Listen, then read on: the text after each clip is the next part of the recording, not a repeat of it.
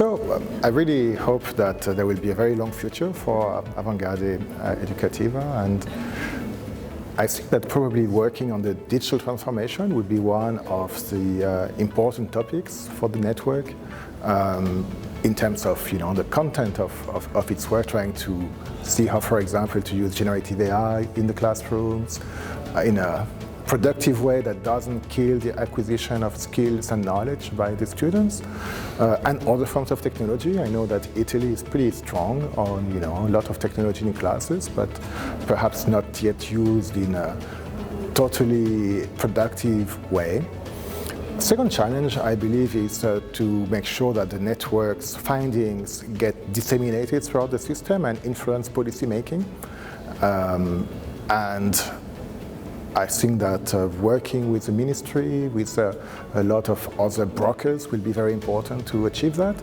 and also making sure that parents, families are included, and that there is social acceptance with all the new practices that have been developed by the network. I hope that the future of Avanguardie Educativa will be a very long future to start with, and in terms of content, I would say that probably a focus on the digital transformation would be an important one. For example, how generative AI can be used in the classroom in a productive way that doesn't kill the student skills,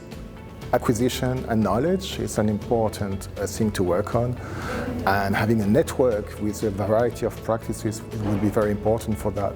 I think working also on what it really means to have a holistic education is another thing that is important. So how do you develop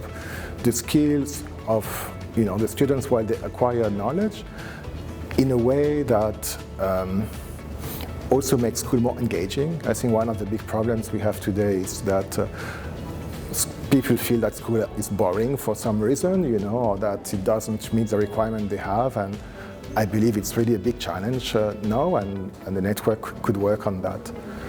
The last one I would like to highlight is actually how to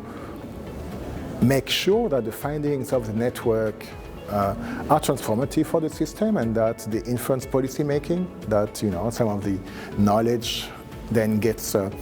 translated into new curricula, new reform, and that the buona scuola that Italy wants to have is going to be supported thanks to the efforts of the network.